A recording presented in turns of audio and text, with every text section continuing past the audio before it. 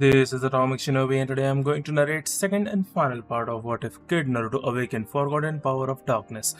If you enjoyed this video, please like, share and subscribe to this channel. Now wasting no more time, let's start the story. On the table and stopped drinking. The other two genin were greatly confused by Naruto's cryptic statement. I sensed something.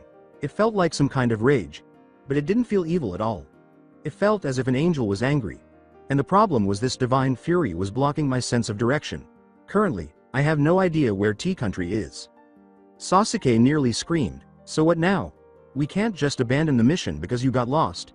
But Naruto signaled him to stop with an open palm. I never said we were going to quit. We are shinobi. Our job description is to work with what we are given to pass by any obstacle. We will not give up on this mission. However, another part of our job description is to understand the true power of information in its rawest form. Naruto said, once more perplexing everyone. In other words, it's time for some information gathering. Just remember, we are to keep our identities and intentions a secret. Nobody must suspect a thing. Now, go find yourselves a table and keep your ears open. If you find someone who might have something that can help us, do not hesitate to question them. After giving each other a nod, Sakura and Sasuke rose from their chairs and moved to opposite sides of the store. They eventually discovered something after waiting for a long time and drinking a lot of tea and dango sticks. A group of people were discussing T-Country while seated close to Sakura. One of them said to the others, "Hey, what's going on in T-Country?" The entire Wasabi and Wagarashi families are gathering for the race. They say that new kid, Idate, is running for the Wasabi family. Another individual stated. Idate? I heard he's real fast. Fastest they've ever had. Yeah, but rumor is the Wagarashi family have hired AIM.nin to sabotage the Wasabi. True, but the Wasabi have hired Konoha.nin. But their ninja supply is running low. Remember the invasion? Oh yeah, so it looks like the Wagarashi are winning this year. Too bad, the Wasabi did good over in the west this year. We've been brought in to assist the Wasabi. Then, as Sakura listened to the men conversing, she pondered. And to the west is T-Country? The Rosette got up from her chair and walked back to Naruto, who was once again sipping his tea calmly. Good, we have the information we need. Without ever opening his eyes or setting down his cup, he asked, what have you discovered? Not wanting anyone to hear, she whispered to him, we have been hired to aid the Wasabi family in their race, while the Wagarashi have hired a team of AIM.nin. The Wasabi runner is called Idate. Lastly, T-Country is supposedly to the west of here. Before the boy with the raven hair approached them, he said, good. We'll wait for Sasuke, see if he has anything to report. He just huffed and turned his head away as his team stared at him. Sasuke, if you couldn't find anything, there's nothing to be ashamed about. You win some, you lose some. Shit happens, man. Whatever. Can we leave? Before he heard yelling coming from the opposite side of the store, Naruto said, yeah, just let me pay the bill then we'll go. A muscular man wearing an apron yelled at a boy of their age, I don't care who you are, kid. You gotta pay. As he cowered before the big man, the boy exclaimed, but I don't have any money, I'm an orphan. The man shouted, then I guess you'd better work off your debt. But he stopped when someone touched his shoulder. The person who interrupted him was about to be floored as he turned around. He only discovered Naruto grinning as he stood behind him. He held out a bag of coins and said, excuse me, sir, but if it's all right, I'll pay off the boy's debt. After all, I'm an orphan myself. After blinking, the man picked up the bag and turned back to face the boy. After saying, don't think this is over, kid. One day, nobody will be here to help you. He entered a double doorway. Naruto stretched his arms and legs as he and the boy went outside with Team 7. He saw a pouch dangling from the boy's belt as he stretched. He studied it, his eyes narrowing. When the boy realized he was watching, he fled into the forest. With Sakura and Sasuke following closely behind, Naruto yelled, hey, you little brat. Get back here so I can tear you a new one, as he pursued the boy. The boy yelled back, hell no, you'll have to catch me, and then accelerated until they could only see a cloud of dust being kicked up. Cursing at his incapacity to keep up with the child, Naruto slowed to a halt. Sakura and Sasuke jumped down next to him and told him to put it out of his mind. Without saying a word, Naruto turned and drove quickly westward toward T-Country. In the land of T, a man with short gray hair and a plain kimono said, ah, so you must be the leaf ninja I requested. As they entered a sizable compound. I am Jirocho Wasabi, leader of the Wasabi family. Welcome to T-Country. I brought you here to. Naruto, not in the mood for small talk, remarked, we know why we're here, Wasabi-san. We figured it out already. When does the race start? Oh, right. It starts soon, but our runner hasn't shown up yet. You mean Iodate? Before the boy from earlier appeared from around a corner, Jirocho stated, yes.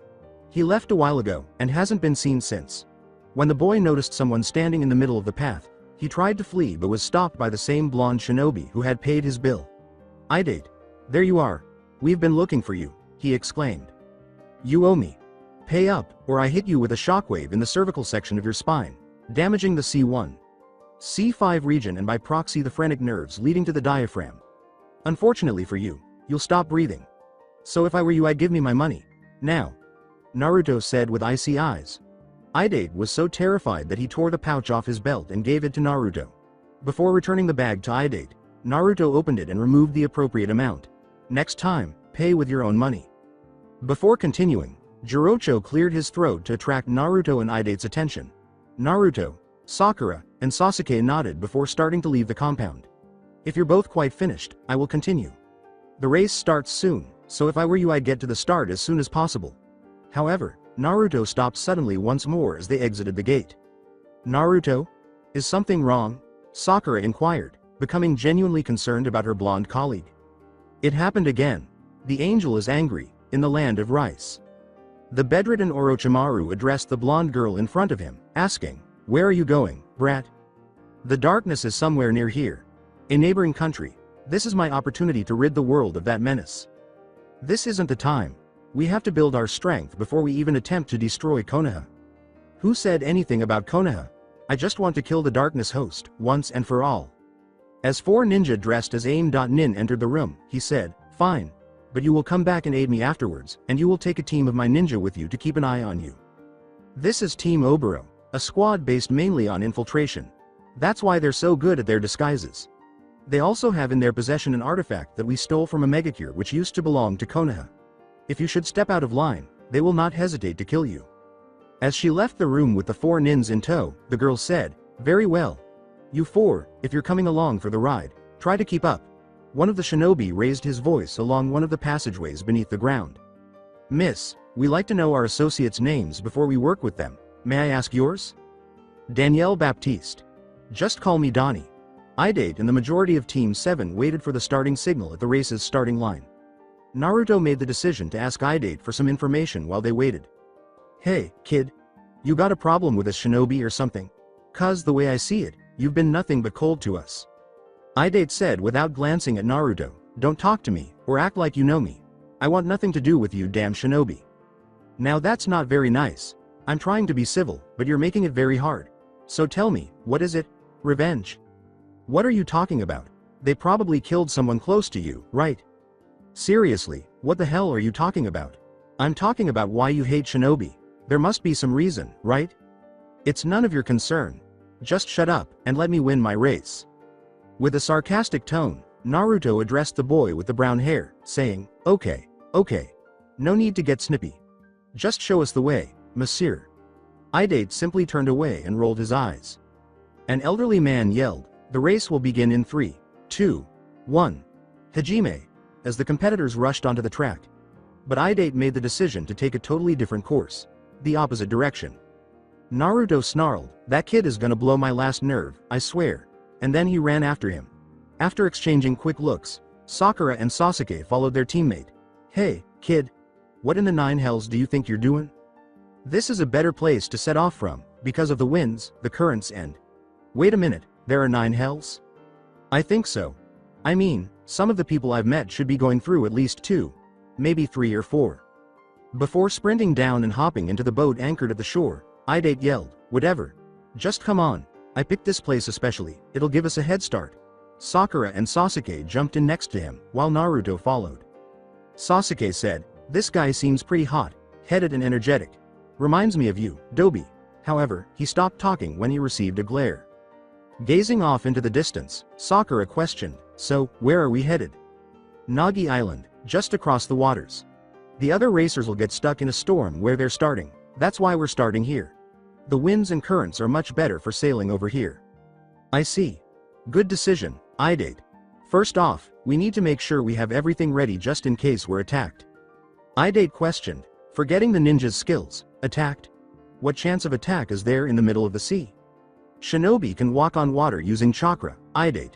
On the way here we heard talk of the rival family hiring ninja as well. And since the Leaf is kinda understaffed, they're most likely stronger than we are. If so, we need everything ready for an attack. Everyone? Naruto replied with a nod. Sasuke displayed his equipment and declared, I have ninja wire, shuriken, and kunai ready for a Ryuka no jutsu. I'm also ready to perform Gukaku no jutsu and Chidori. Sasuke also displayed her supplies, saying, I have enough chakra to perform basic genjutsu and medical techniques, and I have a few kunai and shuriken in my holster, along with some medicine from Tsunade. Naruto began, but abruptly stopped, saying, Good, now that we're set, we should be ready for anything. Sasuke smirked and said, Those angry angels again? Naruto exclaimed, drawing out pestilence, if I were you, I'd stop smirking. Because before I said they were getting closer. And now. Here, seemingly aiming at nothing, he shot into the air. They were surprised when the blast exploded after colliding with a red energy blast that was heading in the direction of the boat, severely rocking it. Sakura yelled over the waves, The hell? Why would an angel attack us? But Naruto did not respond, leaping from the boat with his sword out. Several metallic clangs sounded as he swung haphazardly around him, seemingly thwarting an attack. As the attacks appeared to halt, Naruto tightened his grip on his sword and uttered, Come on, this isn't a fair fight unless you show your face, angel. His eyes narrowed as he took in its interesting features as something appeared in the air above him. A girl with blue eyes and long blonde hair, dressed in tight red pants and a tight green shirt, was suspended in midair by a pair of wings that looked like they were made of metal. There was some sort of engraving on the gold plating that was attached to her back. Long blue feathers that appeared to be entirely composed of energy emerged from the plating. A smoking barrel rested beneath the golden staff with blades at the end that the girl was holding. The girl pointed again at Naruto and said, Happy now, darkness? You've seen my face, now you can fight me, right? As if it were the most apparent thing in the world, Naruto replied, Yes, very happy. After all, it's not every day you see a face that pretty. The girl blushed, briefly lost her aim, and then raised the staff again. If you think sweet talk is gonna work on me, think again. I know you're the darkness, and that means you have to die. So, you're the Angelus host, huh? Good to see I have a reputation. The girl blushed once more as he smirked and said, So this is why I've been hearing those angry angels. It's you. You've been in my head for around a couple of days now, beautiful. So, you tell me your name and I'll tell you mine. I suppose since you're going to die, it can't hurt. My name is Danielle Baptiste, but you can call me Donnie. Nice name. I'm Naruto Uzumaki Namikaze Estacado. Estacado? I should have known. You're related to Jackie, aren't you? Jackie? Who's Jackie? You don't know him. But, he's an Estacado. Jackie was a previous host, one that existed during your father's life. However, how? I believe that power was shared among individuals. Anthony had two sons, your grandfather and Jackie's grandfather. When your grandfather died, Jackie got the power, instead of Minato. It works kind of like a zigzag when you look at your family tree. I understand. I guess I am related to Jackie. Does that mean we can stop all this, and maybe go out sometime? Naruto asked, but the response was not entirely encouraging. Confusion, but that doesn't matter now. The water next to him was struck by a burst of red energy, which instantly evaporated it and caused a plume of steam to rise into the air. I told you sweet talk wouldn't work, and still won't, regardless of who you're related to. The girl gestured for the four disguised Auto.Nin to leap out of the water and run towards the boat, pulling out various weapons. Fine. But tell those nin you're with to beat it. The shinobi merely dodged and carried on their warpath when Sasuke started to fire his Housenka no jutsu at them. They were stopped in their tracks by Naruto's swift and formidable Kuroyeba. Sasuke. Sakura. Get Idate out of here. I got enough on my plate right now without babysitting you too. Sasuke yelled, Whatever, Dobi. Just don't die, before snatching Idate and dragging him out of the boat and onto the water. Sakura just nodded and chased after Sasuke, with the aim.nin following closely behind. Before the two were hidden from view by a cloud of black smoke, Naruto remarked, Looks like it's just you and me, sweet cheeks. Why don't we make this a little more interesting, huh? As they sensed the presence of their adversary, the Angelus, Naruto brought forth the darkness, his demon arms swaying wildly. Wow, even the darkness is glad to see you. Guess you're pretty popular. Before swinging her staff at Naruto, Donnie remarked, Just shut up and fight, Blondie. Using a tentacle, he grasped the golden blade and tugged, lowering Donnie to his own level. He struck her with his sword, but she deflected it with a wing. She used the wing to bat him away, pushing him into the cloud and out of sight. From every angle, Naruto's voice uttered, "That was probably the worst move you could have made in the world. Ever." Figuratively. As they had done for the Auto.Nin in the Forest of Death, more demon arms leapt from the cloud and flew at Donnie. But this time, she was prepared for it. She was aware of the darkness's potential and how to combat it. She kicked off into the air after beating her wings a few times. She grabbed her staff and held down the trigger, charging up a shot as the demon arms followed her into the air. She pulled the trigger, sending the energy blast into the tentacle swarm, where it exploded, displacing the smoke and the tentacles. Her fear was suddenly heightened by what she saw behind the smoke. Naruto tensed his hand, the ball of shadows in his palm pulsing dangerously, and asked, "What's the matter?" "Scared. You should be. Feel honored that I'm ending this with my most powerful attack. Kurai Kiki." After the ball exploded outwards, just like it had during the battle with Neji, Donnie was sent skywards after being struck in the chest by the black beam. She started smoking as she fell back to the water after reaching the peak of her ascent. She plunged into the depths of the water, slamming into its surface. "Well, that's that. Guess I'd better go find the others." "Just a moment, Naruto. Perhaps you should try to make the girl see things the way you do." "You mean bring her to my side, indeed. I suppose she couldn't really die if she stayed under too long. And if she lives, she'd just try to kill me again. So the only way to ensure that she doesn't attack me anymore, would be to make her not want to." With a little laugh, the darkness said, "Plus, it means another potential mate."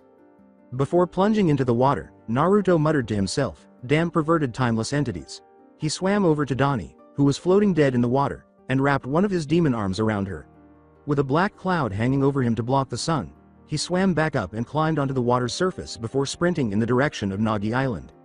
In the island, as he landed in front of Sakura, Sasuke, and Idate, a man with shoulder-length dark blue hair, a skin-tight suit, and an umbrella said, "So, you're the leaf ninja hired to protect Lil Idate, huh?" Sasuke noticed an aim hit .8 on his forehead when he looked up at his face. Approaching him, Idate said, "Aoi, sensei, what are you doing here?" But when Aoi produced a sword entirely composed of lightning, he leapt back to join the two-leaf.nin. Sakura looked at the blade with wide eyes and screamed, "The sword of the Thunder God? How the hell do you get that?" Aoi experimented with swinging his sword a few times, and as it flew through the air, it produced a low hum. The missing .nin pointed the sword at the runner and said, This is one of the reasons I became a missing .nin, Pinky. The sword of the Thunder God, one of the weapons of the Naidame. It just so happens that your little friend Idate there was the one who got it for me." Idate hung his head when Sakura said, "Wah, Idate? Is he telling the truth?" "Unfortunately so." With his arms folded across his chest, Sasuke remarked, "I heard about that, last year. A kid who failed last year's Chunin exams got conned by his sensei into stealing a forbidden scroll and the legendary Thunder God sword." As Aoi yelled, "And it was so easy, too. I know now why you failed the first exam, Idate." Idate trembled in anger. He yelled, "You bastard," as he charged the older shinobi and took a pocket knife out of his boot. The knife conducted the electricity and sent bolts up into Idate's arm, but Aoi blocked it with the Thunder Sword. Now, is that any way to treat the sensei that helped you so much? Helped me? You did nothing but manipulate me, you rotten snake." Sakura screamed, "Idate, stop. There's no way we can fight someone like this, he's Junin level at least. So that Idate wouldn't have to endure the missing nin's abuse any longer." She still harbored the irrational belief that a shinobi could live a life devoid of murder. Before dragging Idate and Sakura out of the area, Sasuke said, "Unfortunately, I agree. We need to retreat and regroup, and find Naruto more than anything else. His abilities would be very useful in this fight, but I'm afraid we don't have that luxury." With Idate gripping Sasuke's back, they started to leap through the trees. They paused to catch their breath on a branch once Aoi was well behind them. Sakura turned to face Sasuke-kun and said, "So, what now, Sasuke-kun?" "Well, if we continue on in this direction we should reach the shrine, but those aim.nin are likely to be on that path waiting for us." "Then how do we get around them?" "My guess is, we don't. There'll be no way around them if we want to get to the shrine in time, and at our current strength we can't beat them. Not without Naruto." "But how do we find him? Something tells me that if we get as far as we can without finding them, then battle as hard as possible, he'll find us. He's weird like that." To the surprise of the others, Idate said, "You guys sure think highly of your teammate." "What do you mean?" inquired Sakura. Well, you think he can beat Aoi Sensei, for one. Secondly, he can apparently find people from long distances like this. Well, for the second he has heightened senses, so that's easy. For the first, well, if you knew him, you'd know why we know that he can beat Aoi. He beat Neji, Gaara, me. Sasuke went through the list. Sakura went on, causing Sasuke to raise an eyebrow, and Kabuto, Orochimaru's assistant. When did he beat him? When he went with Jiraiya to get Tsunade Sama. He ripped him to pieces, apparently, most definitely dead. Sakura blushed as Sasuke remarked, you know, that's the first time I've seen you not get squeamish over death. Nice. Up the road a bit further, as they got closer to the bridge leading to the shrine, Sasuke remarked, well, we're here. The Dobi better hurry up, or we're gonna die. When he and the other 3 shinobi fell from the trees, Aoi remarked, you people must have a death wish. Do you really think you can win? Not really. We just want to find someone. Find someone? Well, maybe you can find them in the afterlife. As music started to play through the trees, Sasuke grinned and said, oh, I don't think that'll be the case. Indiana Jones theme. Naruto swung into the clearing with Donnie in his arms and a leather hat on his head before either side could say another word. Before releasing his grip and swinging feet. First into Aoi's head, he knocked him to the ground while holding onto a demon arm that was fastened to a branch. Naruto declared, hell yeah. 3 points ya dirty whore, as he stomped on Aoi's chest, causing him to vomit and cough on the floor. Naruto, Sakura exclaimed, sprinting towards him, are you okay? I'm fine, but this girl isn't. She took a hit from the same move I used on Neji, so she needs serious medical attention. As he examined her unconscious body, Sasuke questioned, wasn't she the girl you were fighting? Naruto grinned and said, yeah, but I have a feeling she's gonna change her mind and join us. He punched the other Nin's palm as he turned to face him. Okay, who's ready to die first? One of the Nin said, you think you're pretty tough, huh? Their eyes widened as Naruto said, you obviously haven't heard of me. The guy who beat Gaara, Kabuto, etc. Yeah, that guy. Aoi was left in the dust when one of the Nin said to the others, we should probably get out of here. The others nodded their heads and vanished. Naruto glanced at the grounded Rokusho and said, okay, now to kill the guy with the cool hair. The missing Nin rose to his knees and gave Naruto a fierce look. He managed to stand again and said, do you, really think you can, beat me, kid? I'm a Junin of Aim, and the wielder of the Nidaim's Thunder God sword. He made Aoi perspire when he said, whatever, you may be Junin of Aim. But I'm Jinchuriki of Konoha. Jinchuriki. Why you're Uzumaki Naruto, right? The Kyuubi brat? Man, I was gonna manipulate you into getting the sword instead of Idate, but complications arose. I was forced to choose someone else. Just so happens I get Chief of Interrogation's little brother, Aoi said, again aiming his sword at Idate. With a sidelong glance at the runner and former shinobi, Naruto questioned, shoulda known. Shouldn't I, Morino Idate? Naruto turned back to Aoi at his nod. I knew there was a reason he hated shinobi. But that's irrelevant at the moment. Right now, it's time to kick your ass into last week. With a growl, Aoi charged forward, hoping for a simple and swift impalement. What he received was Naruto nicking his arm with the Jinchuriki's own sword and spinning around his sword thrust. Aoi grinned as Naruto blocked the Nin's swing to his side. He had overlooked the red leather that encircled the handle of the blade, believing that the metal would carry the lightning all the way to Naruto's arm. With sparks flying from both swords, Naruto smirked and bared an elongated canine as he started to overwhelm the Junin. After a while, Naruto grew bored and gave Aoi a kick to the stomach, knocking him back and allowing him to pierce the ground. Naruto swung his sword upward, knocking Aoi into the air as he charged forward once more. He yelled, sword uppercut, as he trailed the Nin upward. He quickly performed a series of front flips, his sword slicing into Aoi each time, until he was just above him. Flip saw. Upon finishing, he delivered a forceful axe kick that sent Aoi crashing to the ground.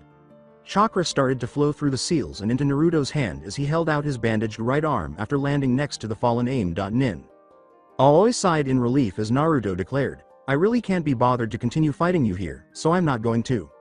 As the yellow ball of chakra formed in his palm, Aoi's eyes widened and he began to perspire profusely. No, I'm just gonna kill you right here, right now. The strain of controlling the ball of chakra caused a bead of sweat to trickle down Naruto's brow, but no one had noticed.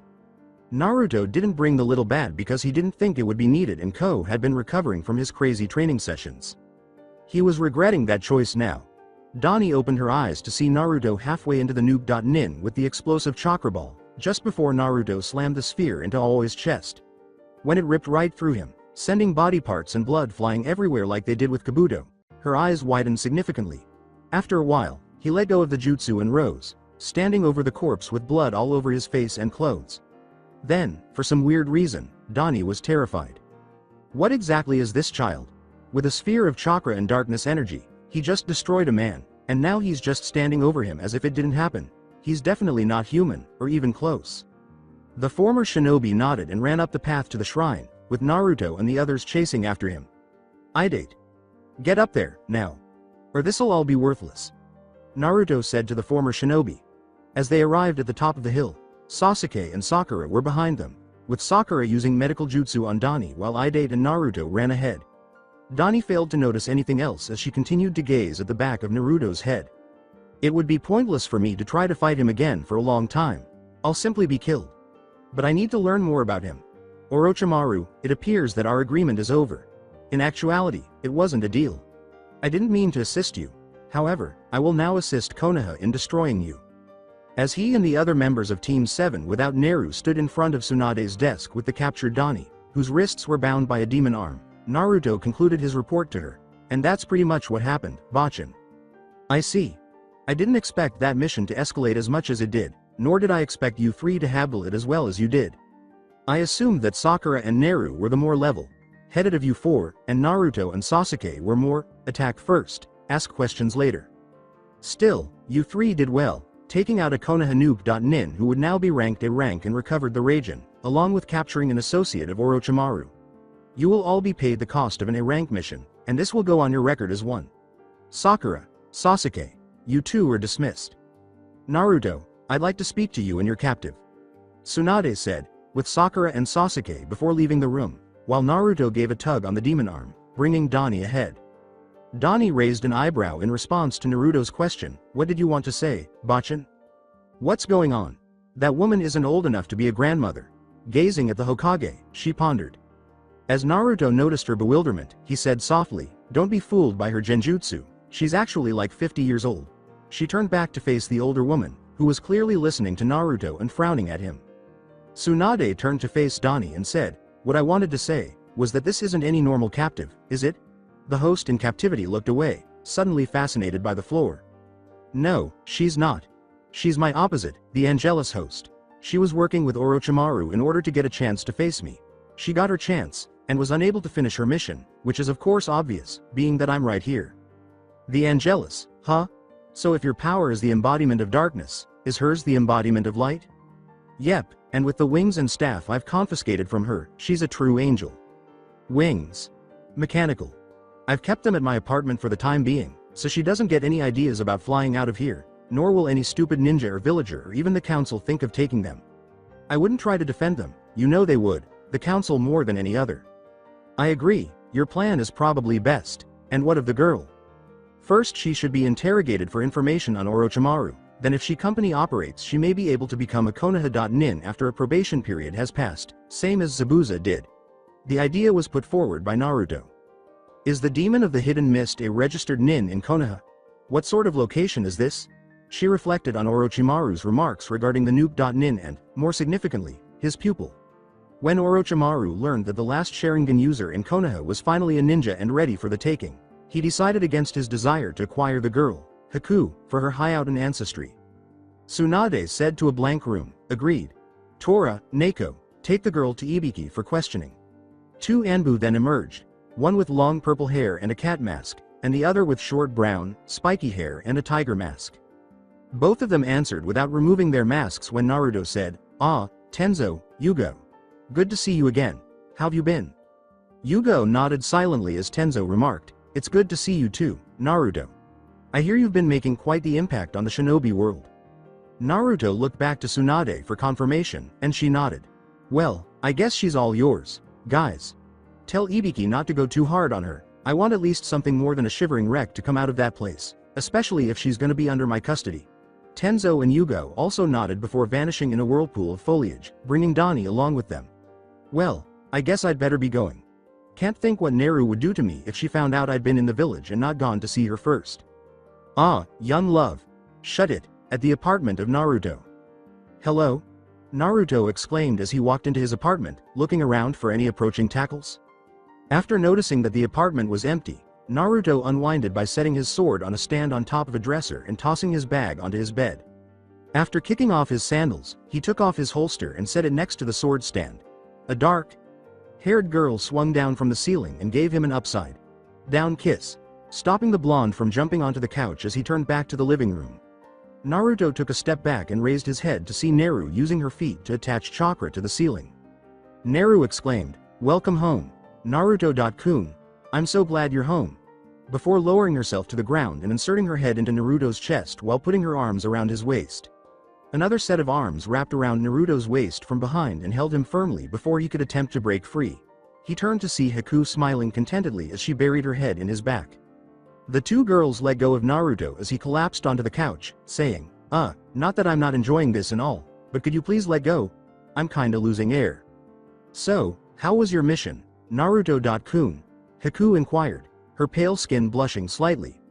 While Naru and Haku sat in the two armchairs by the couch, Naruto closed his eyes and rested his head on the armrest. With both of the girls' eyes twitching at the last sentence, Naruto told her, "It was pretty boring. All we had to do was protect this annoying brat called Idate while he ran a race. The only thing that made it interesting was the Nuke.Nin and the girl." With a sickly sweet tone that made Naruto shudder, Naru said, "Girl? What girl, Naruto-kun?" "Nothing like that, she was an enemy. Worked for Orochimaru. She's currently being interrogated by Ibiki." Naru stated, "She'll be a mindless shell by morning, then." Haku nodded in agreement. Curious about the type of battles Naruto faced on his mission, Haku questioned, "So, who was the Nuke.Nin?" Aoi Rokusho, supposedly a former Chunin from Konoha turned Junin from AIM. He would have been D rank, maybe C at the time of his defection, but with the Nidaim's Raijin and the skills he obtained in AIM, he was upgraded to an A rank. Despite that, he wasn't that much of a challenge, took me a couple of minutes at the most. Still, a bounty is a bounty. Haku was astounded by her love interest's prowess and questioned, "An A rank? Not much of a challenge? Just how powerful are you, Naruto-kun?" Naru glared at the ice user and said, "You doubt my Naruto-kun?" At that, Haku flinched and raised her hands in defense. No, that's not what I meant." Naru and Haku immediately fell silent as Naruto uttered, "Enough. I just got back, and I'm tired from having to carry that girl all the way from T-Country. I'm not in the mood for your arguments. So, how was your time while I was gone? I remember Naru had a mission with Team Guy." The bored Naru waved her hand in the air to demonstrate her point. "That mission was boring, just a C rank. We had to protect a merchant convoy from bandits, but they didn't even get near us, what with Lee attacking everything in sight. At least you actually had a mission. I just had to deal with civilians complaining about their various injuries and yelling at me to fix them up. Ungrateful bastards." Naruto reassured her, "Don't worry, they'll soon get what's coming to them." Naruto was too exhausted to care, but before more could be said, another Anbu wearing an otter mask materialized in the center of the room, frightening the living daylights out of Naru and Haku. The Anbu bowed slightly when Naruto said, "What now, Kawauso-san? I am sorry for disturbing you, Namikaze-san, but there is a matter that begs your presence." "Who wants to talk to me this time?" "Morino. Senpai, sir. Regarding the prisoner you sent to him earlier today." "She won't talk, huh? No, since you have the most knowledge concerning her, you would be the best choice in coercing the information out of her." Without getting up, Naruto said, "I understand. Let's go." He then vanished in a whirlpool of leaves from his spot on the couch.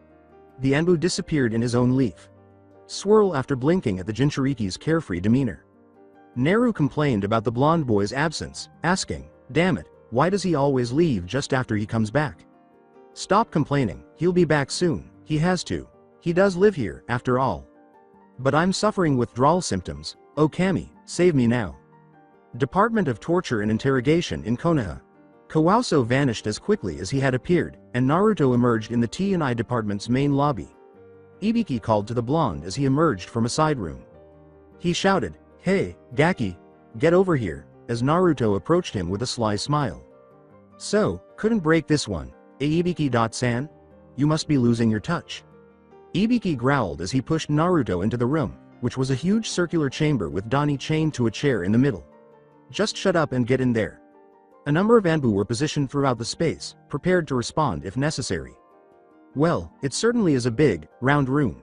The girl's in the middle there, do your stuff. Just don't injure her. We've got orders to keep her unharmed. The scarred man raised an eyebrow when Naruto said, I know, I gave those orders. Naruto advanced and circled the seized ship. So, what is it now? Why won't you tell us anything? Donnie sounded as though she had given up when she said, Why should I? My entire existence is to destroy you. Why would I help you? Ah, so that's what it is. Well, heaven probably isn't on best terms with you, seeing as you lost to darkness, and are currently under his protection, and hell doesn't like you because you've devoted your life to destroying it. Heaven hunts you. Hell hates you. All of creation cares not, whether you live or die. Join me, and together none shall stand in our way. Or continue to serve the justice of an entity that sends you into battle, knowing that you shall not return. Donnie shouted, That's not true, before becoming quiet when she realized how true it was. With one of the most solemn expressions he could manage, Naruto said, I offer you this choice, Angel. Would you serve in heaven, or rule in hell? As Donnie considered what Naruto had said, she fixed her gaze on the ground. As Donnie started to struggle against her bonds, the Anbu in the room watched in silence before narrowing their eyes and drawing their weapons. Donnie smirked slightly as she said, Release me, darkness. Or is this how the Lord of Shadows treats its subordinates? As he pointed to one of the Anbu by the wall, Naruto's own grin widened. The LT Nin pulled out his sword and cut the chains in two with a single blow. The blonde girl got out of the chair to which he had been chained and started massaging her wrists. Well then, what now? You know, you're still technically being interrogated. Oh, well, what did you want to know? Orochimaru, where is he? It's hard to say. He changes his hideout every week, and nobody knows where all of the hideouts are except for Orochimaru and the late Yakushi Kabuto. A few are in the Hidden Sound, but there is at least one in every country on the continent. Wonderful. Guess the only chance we have is to wait for him to surface next. If we tried to find all of the hideouts and stake them out, our shinobi would be spread too thin to do anything to him. Still, the information about the hideout change is valuable. Thank you, Donnie. Naruto said, before returning to Ibiki. Do you have what you wanted? Not entirely, but it seems we've got all we can. It's not as if the girl would keep anything from you now, would she? I wouldn't put it past her. Is that all? Yeah, she's all yours now, kid. Good. But don't say that again, especially not in the presence of either Neru or Haku. I'd rather keep certain parts of my anatomy. The apartment of Naruto. Neru looked down at Donnie and asked, Naru-kun, is it really necessary to keep the girl you brought back chained to the wall? Naruto sat down with a bowl of instant ramen in his hands and said, Kinda, yeah. How'd I know she's not gonna kill me in my sleep? Donnie sat cross-legged on the ground, as if in meditation, and said, I wouldn't. You've already established that you're stronger, and you keep growing stronger. I would be a fool to challenge you. Is that so? Well, maybe you should train if you want to grow stronger. Why? It's obvious that at the moment you're far above me, and if we go at the same pace, which is unlikely, you'll still be higher than me in terms of power. You're going to be working for me, so I need you to be as strong as you can be. I'm not gonna have a weakling living here. I would have thought you'd want me to be weak, so you can keep obedient, like a good little bitch. That's what the villagers and the council would want, not me. The whole reason I wanted to take you into my custody is so you wouldn't be turned into breeding stock because of the Angelus, which would be considered a bloodline here. You'd most likely be given to the Uchiha, so I'm saving you from that. And I'd like it if from now on you didn't insult me further. Insult? The thought of being anything like the villagers of Konoha sickens me. Don't treat me like them, or you'll meet a swift end, you hear me? Before going quiet, Donnie muttered, I understand. Naruto. Sama. The chain around her leg disappeared when Naruto made a hand gesture. Donnie accepted Naruto's extended hand and was helped to her feet. Naruto called out, now, come on. We'd better get to the training grounds, nay? Neru, Haku, come on. We're leaving. The two girls materialized in front of him so quickly that he had to blink in bewilderment or his eyes would have likely exploded. With a faint destructive gleam in her eyes, Neru questioned, are you finally gonna teach me those elemental jutsu, Naru-kun? Why not? It's as good a time as any. And Haku, today we'll work on ice control without using jutsu. This way you should be able to form ice with a simple gesture, with little to no effort. Hopefully, you should be able to make an ice defense that will appear without your doing anything, similar to Gaara's sand. Seriously? Thank you, Naruto-kun, exclaimed Haku as she threw herself at Naruto, nearly bringing him down. As all four vanished in a cloud of smoke, Naruto uttered, okay, that's enough. Let's get going. We need to train, especially since I have a feeling shit is gonna hit the fan real soon. After a month. Shocking, huh? The four had been training nearly constantly for a month since Donnie had joined Darkness as a servant. Without command, Haku had come very close to making the ice spring to her defense, but she had fallen short. Neru had acquired multiple jutsu in each of the elements of fire and lightning and discovered her elemental affinities. But she still had a long way to go before she could master them.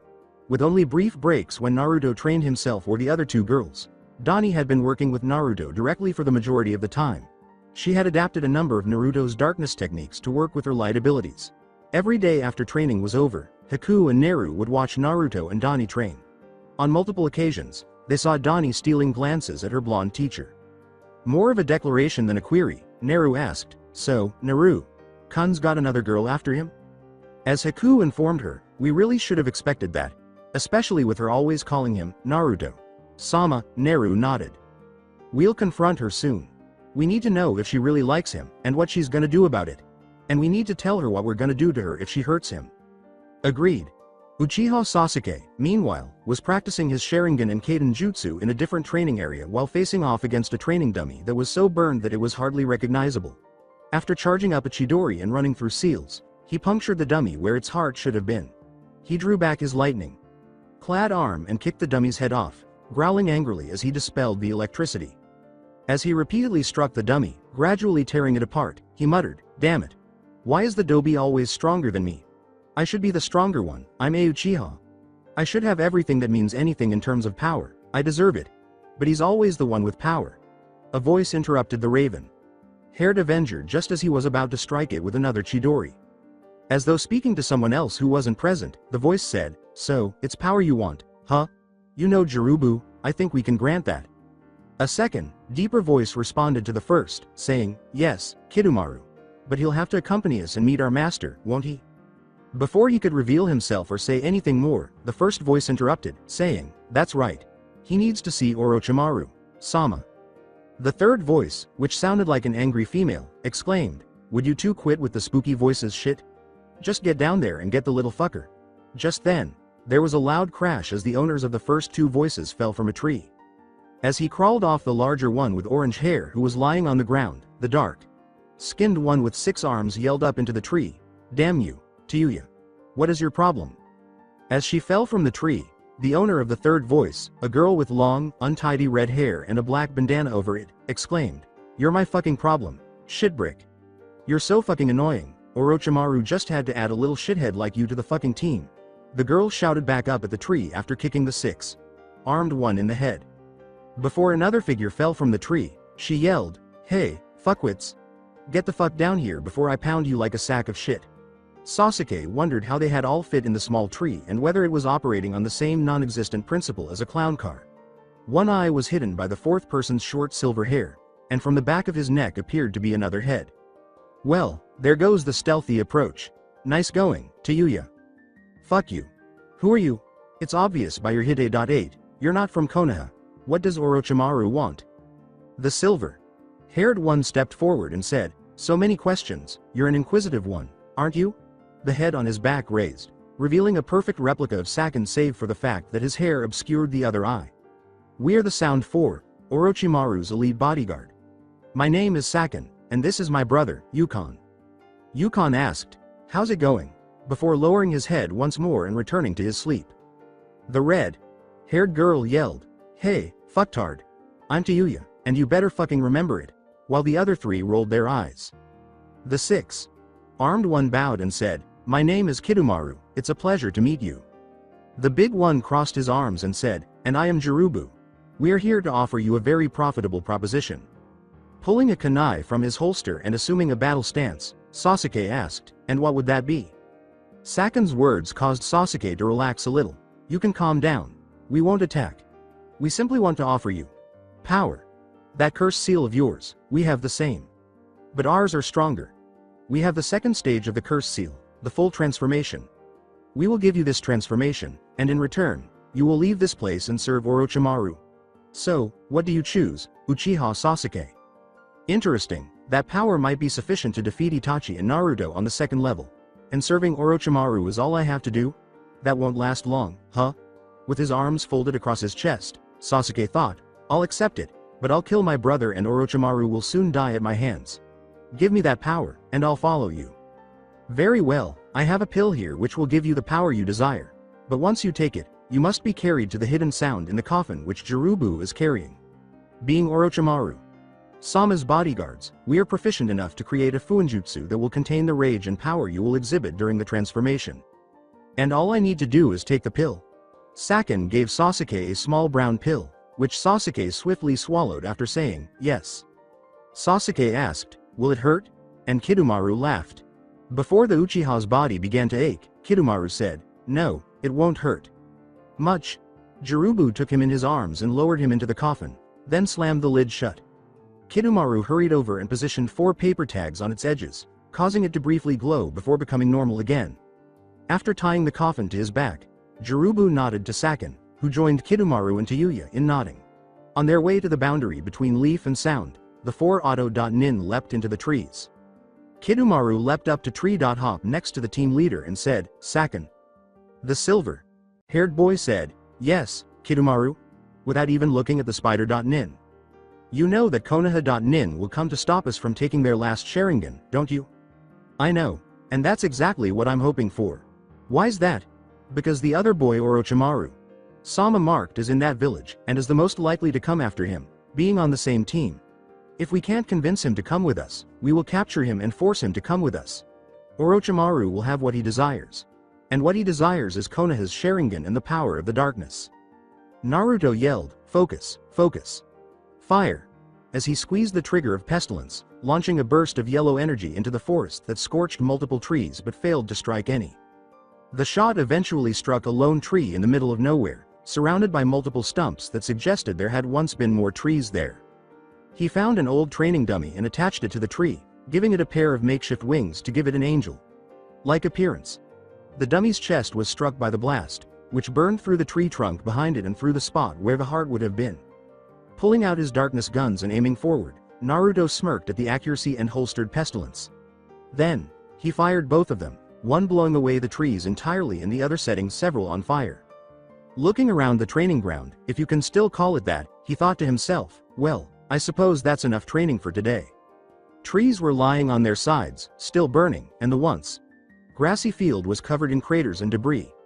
Naruto saw a single headless dummy in the middle of an area that had miraculously remained unaltered by his training session. He approached it and circled the dummy because he thought something was off. He looked down to see the Konoha insignia emblazoned on a piece of blue cloth with a metal plate attached, lying in the grass.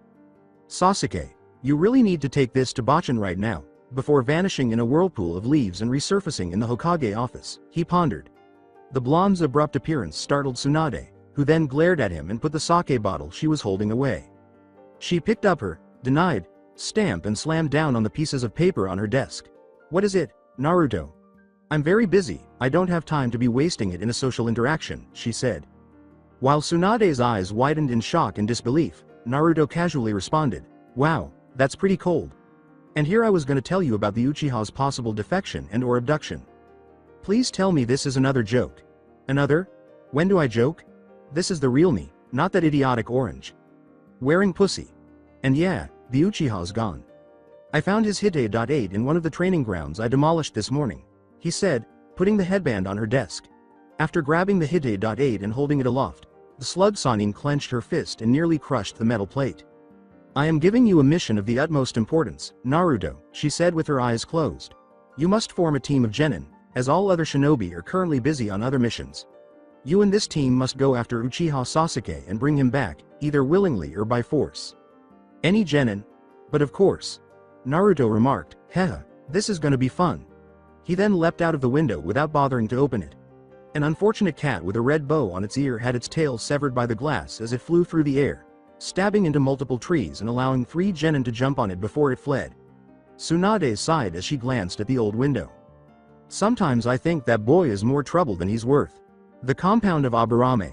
Naruto touched down at his friend Shino's compound's gates. Few people were aware of their friendship, and everyone was taken aback when they did, since Naruto was very not, and Shino was very quiet. He approached the gate and murmured a brief greeting to the guard, who had on a pair of goggles that gave the impression that his eyes were insect-like. The guard pushed open the gate. Unlike most of the village, he knew Naruto from his visits and had no animosity toward him.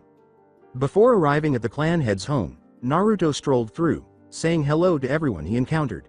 He rapped on the door and stepped back as it opened. Naruto nearly fell to the ground as a swarm of insects flew out into the compound. The person he had come to find was standing behind the swarm. With no expression on his face, Shino said, "Naruto? Is something wrong? You seem a little rattled." Naruto grinned and remarked, "Well, I don't think many people would be hit by a swarm of bugs and be completely fine."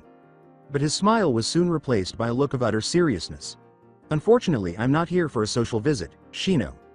Uchiha Sasuke has defected to Otogakure, and Tsunade has ordered me to create a team of genin to retrieve him. I want you to be part of that team." With a faint smirk, Shino remarked, "Ordered you say? I can understand that. Knowing you, you would never help the Uchiha willingly." With a nod, he concluded, "But that is beside the point. As to your request, I will join the team and fight alongside you, Naruto." Naruto grinned. "Great, can you help me pick out a few more people? My choices so far are based on the fact that I know all of their abilities and think that they would be useful in capturing the target." "Who have you picked so far?" "You and Shikamaru." "I see. That is intelligent of you, Naruto. My abilities will be able to neutralize the opponent's ability to use chakra, while Shikamaru could immobilize them. Might I suggest, however, that we add Hyuga Neji to our team?" "Neji? I see what you mean. Not only would the Byakugan be useful in locating the targets, the Jukin would be able to take away their chakra." Indeed. Unaware that insects were starting to collect on his shoulders, Naruto questioned, "But who else?" "A fighting type would be useful, just in case. Maybe Akamichi Choji would fit the bill?" suggested Shino. After giving it some thought, Naruto nodded. Naruto said, "Okay, you get Neji, I'll get Shikamaru and Choji." Then the two boys vanished. The gate of Konoha. At the village gate, Naruto, Shikamaru, Choji, Neji, and Shino were inspecting their gear. Naruto carried all three of his guns and had his sword strapped to his back. Shikamaru was carrying two trench knives that looked like the ones his sensei, Asuma, used. Shino carried only the standard kunai and shuriken, along with a large scroll tied to his back. Neji and Choji felt that their skills should be sufficient, so they hadn't brought anything unique. Naruto moved forward and faced the group when they were all prepared. "Okay people, here's the mission brief. We have evidence that Uchiha Sasuke has left the village, willingly or unwillingly. Our job is to find him and the ones he's with and stop them before they reach the border with Otogakure. We must defeat his abductors and capture the Uchiha, then bring him back." Neji questioned, "Do we know how many enemies there are?" Neji nodded as Naruto said, "Unfortunately, no, we're hoping that when we get close enough you can tell us, Neji." Everyone nodded, and the five genin turned to face the road leading out of the village. "Are we all understood on what we have to do?" they asked. After taking a single step forward, Naruto heard a high-pitched voice behind them. "Naruto!" Sakura exclaimed as she dashed in their direction. As tears started to well up in the corners of her eyes, she remarked, "Tsunade. Sama told me about Sasuke. Please bring him back to me." Sakura nearly lost her mind when Naruto said, No, his team began to perspire. As Sakura began to sob, Naruto kept on walking. "When I bring back that bastard, he'll be imprisoned.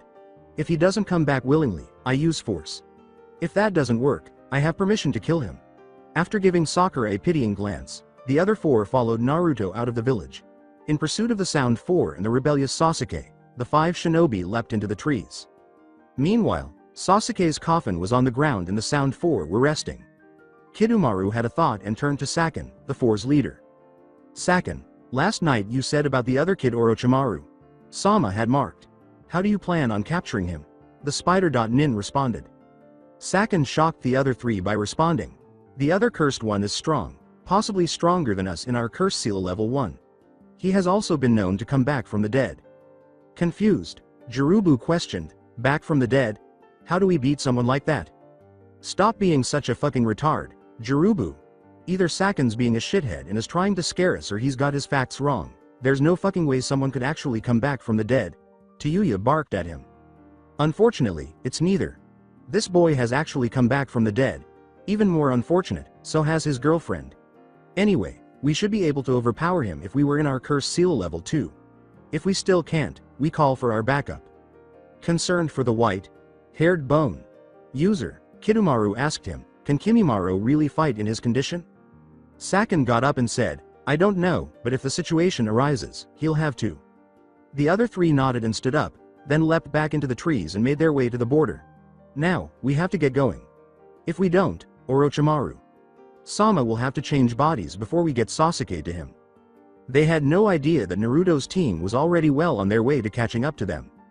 The blonde turned his head to the side and asked his squad member, Neji, do you see anything?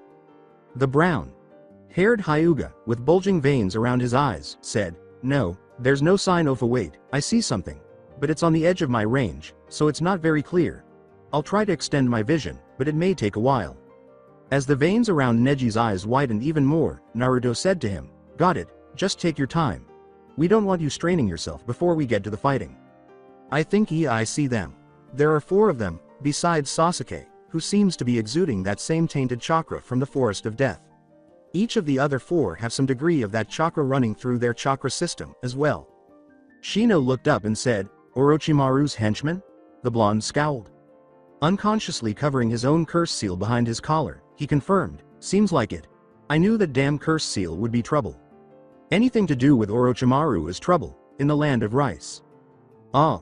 Was the snake Sanin's agonized cry as he lay in bed, writhing in pain with his useless arms spread out in front of him. He pushed a beaker of medicine away from a girl with half-straight, half-messy red hair who approached him next to him and tried to put it to his mouth. He then glared at the girl with his yellow serpentine eyes. The girl asked, a little uneasy at her master's stare, Orochimaru, Sama? Karina, if Sasuke doesn't make it in time, we'll have to use one of the prisoners for the ritual, and then just wait for another 3 years, you hear me? As she left the room to go to the prison ward, she said, yes, Orochimaru, Sama. The Sound Four had resumed their journey through the high no Kuni forests, carrying the incapacitated Sasuke in his coffin. Astonished, Kidomaru exclaimed, Saken, something's wrong. I can't sense our pursuers anymore. Tayuya shouted at him, you probably just fucked up, you stupid cockbite. Try again.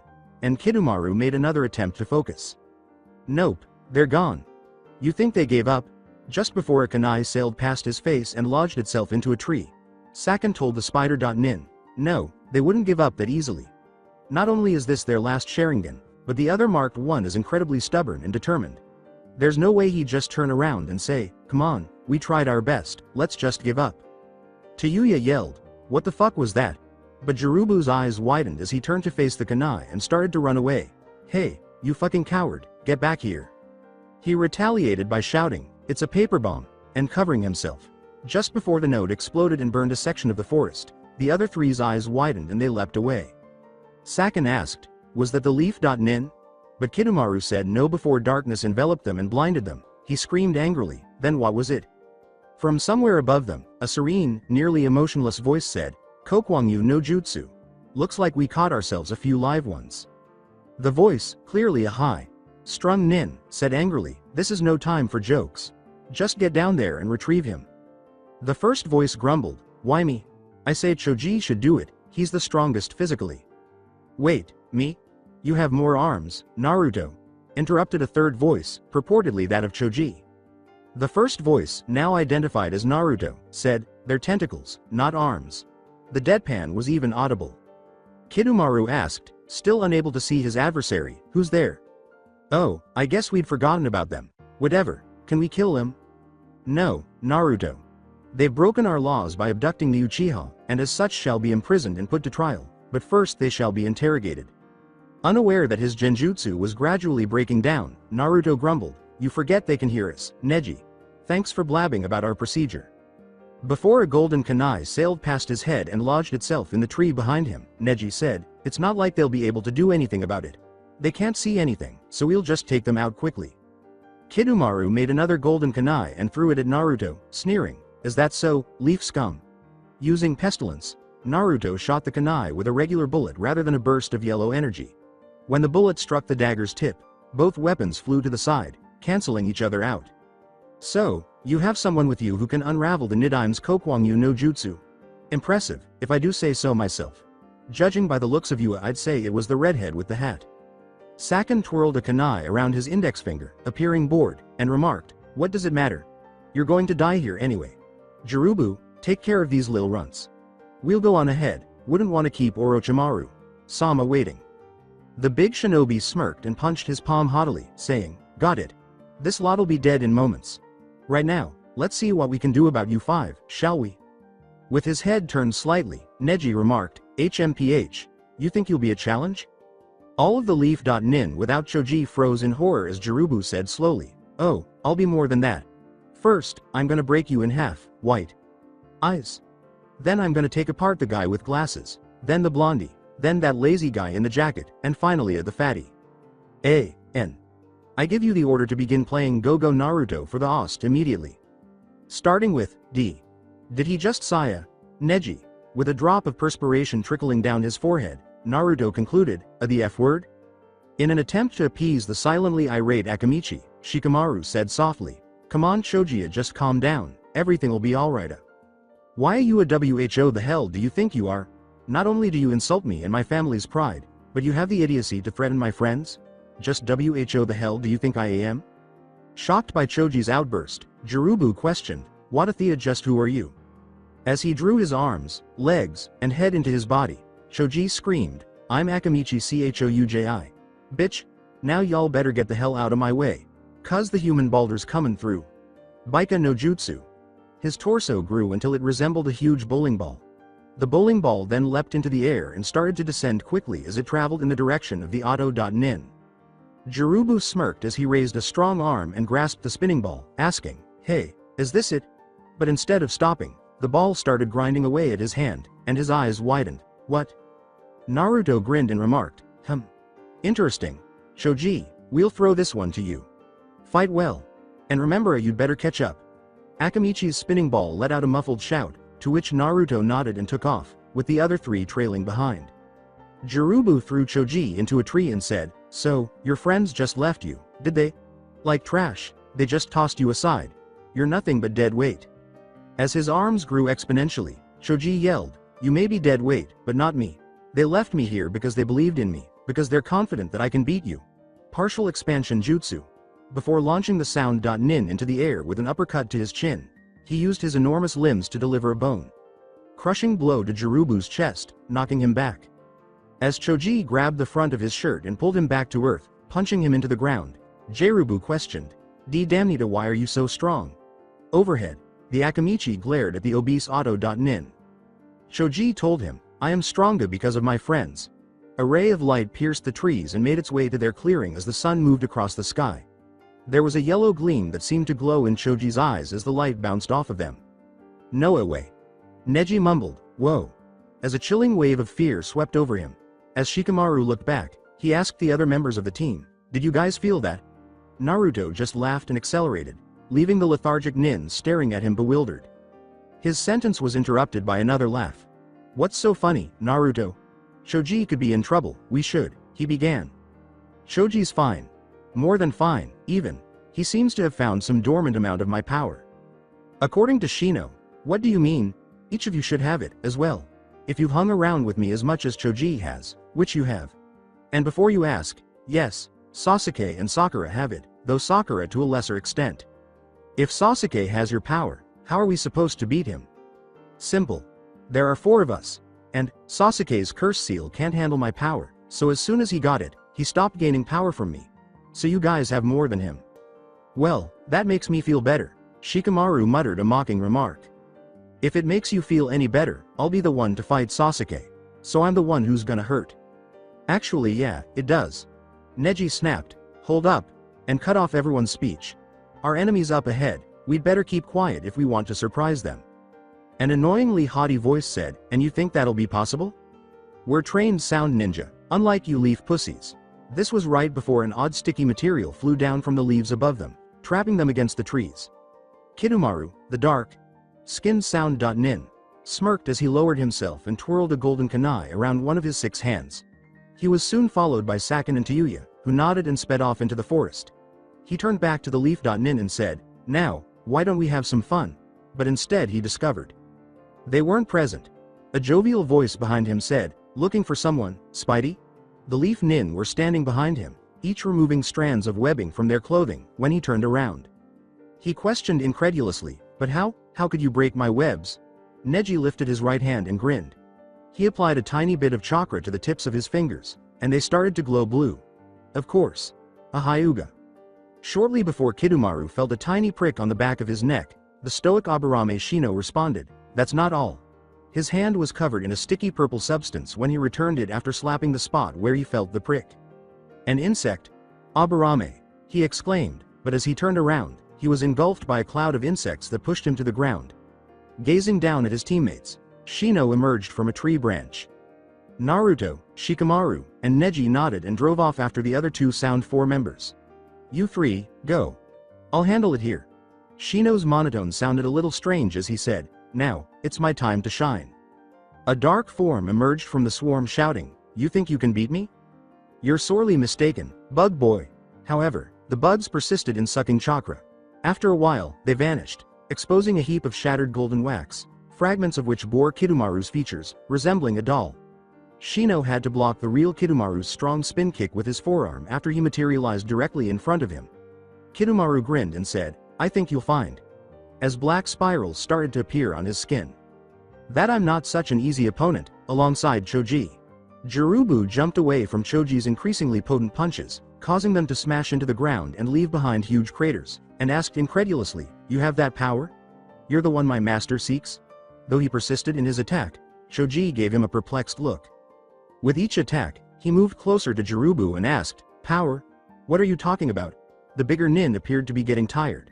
Jirubu attempted to defend himself, but when his fist collided with Choji's, the bones in his hand were shattered rather than broken, and a loud crunching sound reverberated throughout the clearing. Ah! He clutched his mangled hand and grunted in agony. I mean the darkness. I know one of your group has it, so it must be you. Choji stood motionless and thought, the darkness. He was not in need of self-defense because Jirubu would not attack. He recalled seeing Naruto develop black tentacles and have his eyes glow yellow during the invasion and the Chunin exams. Was that the subject of the conversation? Choji raised his fist, which started to glow yellow, and said calmly, I think you've confused me with Naruto. He's the one with real power. But that doesn't matter now, because you're going to die. Jirubu's eyes got really big. Holy, there won't be any recovery if that thing hits me in my current condition. In a moment, I will be dead. It's time to step things up a notch. Jirubu roared, a mad smile spreading across his battered face. In that case, his muscles bulged slightly, and arrowhead-like triangular marks appeared on his skin. With his arm acting as a club, he struck Choji. The force of the blow pushed Choji back a few feet, forcing him to block. Jirubu dug his fist into the ground, extracted a sizable portion of it, and hurled it at Choji, saying, how'd ya like the power of my cursed seal, brat? You're not the only one with cursed power. Without wasting any time, the fat ninja threw his fist forward, easily piercing the rock. However, Jirubu emerged, using the rock as cover while leaping through the debris. Choji attempted to sidestep, but Jirubu's large hand closed around his head, draining his chakra as he watched Jirubu grow stronger. Choji mumbled, I can't lose, as his strength dwindled and he collapsed to his knees. Jirubu sneered, I can't be the only one to lose. Don't worry, you won't be the only one. 'Cause once I'm through here, I'm gonna go find the rest of your friends, and take all their chakra too, he said boastfully. Choji laughed as he remembered Naruto. Huh? What's so funny? Taking hold of Jirubu's wrist, Choji said, I was just thinking. It'd sure take you a while. Choji merely grinned and said, haven't you given up yet? Jirubu's arm began to hurt a lot. He released his head and drew away from Choji, glancing at his arm. There was a piece of flesh entirely gone from his forearm. When he turned to face Choji, he saw the younger Nin examining his hand by holding it up to the light. Jirubu's eyes grew wide as the boy turned his hand. His hand possessed a mouth. He shouted, what are you? But Choji didn't appear to be aware of that himself. He simply gazed at his hand, perplexed, as though he was unsure of what had become of him. Ignorantly observing that the hand had now completed chewing on the flesh it had taken from his hand and that its jaw was starting to protrude a little, Jirubu charged him once more. A neon green beam of energy screamed towards Jirubu and threw him through multiple trees as Choji calmly said, Unersa unknown currency TT Lich Blitz, insatiable blitz. Choji's eyes flashed a violent green as he approached Jirubu's fallen form slowly. Jirubu attempted to flee from the visibly stronger Akamichi, but his body was too damaged to comply. He yelled, "What are you?" and Choji's face lit up with a sly smile. "I am." Gluttony. Any surviving birds from the nearby trees were startled by the agonized scream that filled the clearing. Alongside Shino, Kidomaru exclaimed, "Damn it, Aburame, you're better than you look," as Shino's chakra, sucking insects, tore through yet another of his webs. The chakra that held the enzyme together was stolen by those damned bugs, and his kunai disintegrated before they could get to him. Shino said sharply, hurling a kunai at Kidomaru, "I aim to please." As he looked around, the spider.nin noticed insects everywhere. He couldn't shoot a web to stop it from flying. The insects would just grab the chakra and disintegrate it, and the kunai would do the same. Without his chakra to keep his attacks together, they were ineffective. Every one of them, with the exception of Kidomaru, rushed Shino and used his 6 arms to launch a relentless attack on the bug user, which Shino was finding difficult to dodge. "Hey, you may be able to steal my chakra, Aburame, but I can attack without chakra. You forget, I have 6 arms," Kidomaru said. He was launched backwards into the trees after one punch found its mark and lodged itself in his midsection. Kidomaru reappeared in front of him, this time with more of his skin covered in spirals, and delivered a final blow that blasted Shino and a number of nearby trees away. Kidomaru flipped a kunai and stalked toward him. He swung the kunai down and roared, "Hey, I guess you just couldn't cut it. I'll admit, you were a good opponent, but you had no hope. Now, die." Desperate, Shino closed his eyes and threw up an arm, preparing to die. He opened his eyes and heard Kidomaru scream in exasperation, "Huh? What the hell?" His kunai was blocked by a staff fashioned from a human spine and topped with a skull in his hands. The skull's eyes glowed a threatening red, and a shockwave filled his body with fear, forcing his assailant away. The skull's mouth opened as Shino stood. It ejected an odd white material that hardened into a skull necklace that hung around his neck. A pair of skull-and crossbones adorned insect wings sprang out of his back as his mouth opened and started to spew purple smoke. He lifted a hand to his face and took off his glasses, which were now glowing red and had turned compound, like an insect. With a deeper, more sinister voice echoing his own, Shino asked, Is this what he was talking about?" Kidomaru remained silent. His mind was racing with fear from the aura Shino was unconsciously projecting, and he was unable to form a coherent sentence. Then there was the ethereal figure hovering behind the bug user. A big blue fly with big wings that matched the boy's insignia and a yellow bone like crest on its head. The same necklace hung around its armored neck, and it carried the same bone staff. "Oh, yes. I still have to dispose of you. But first, you chakra, if you please." The spider.nin could only utter, "What the?" before a swarm of blue flies surrounded him and began to suck him dry. They easily penetrated his skin and started consuming his chakra far more quickly than previously. "What the hell's going on?" Shino said, "Greet Beelzebub on your path, for you shall soon be in hell." He started to leave, but was stopped by a wave of murderous intent. His eyes widened as he turned. "Impossible. Naruto and company." Neji grumbled as a chill went through his body. There it is again, another wave of that weird feeling. Naruto grinned and accelerated. As he felt the other 2 auto.nin approaching, he pulled his sword from his back and asked himself, "Looks like it's Shino's turn. I wonder what kind of power he'll receive. Neji, can you help us get the drop on them?" The stoic Hyuga activated his Byakugan and said, "Sure thing." Neji stopped on a branch and looked around, figuring out a good spot to attack from. It shouldn't be too hard, they're just sitting there. Shikamaru turned to Naruto and said, "Is it just me? Or does something seem very wrong?" Naruto shook his head, suggesting that he believed Shikamaru was exaggerating the situation. When Neji had located the ideal spot, they leapt to the ground, weapons ready, and launched an assault on the 2 Sound 4 members who were still alive. As though they weren't there, however, their weapons went right through them when they attacked. "Shit, you leaf fuckers are gullible, huh? That wasn't even one of my strong genjutsu, but still you got trapped like a bunch of fucking rats." In the trees above them, the 3 leaf.nin turned to see Saken and Tayuya.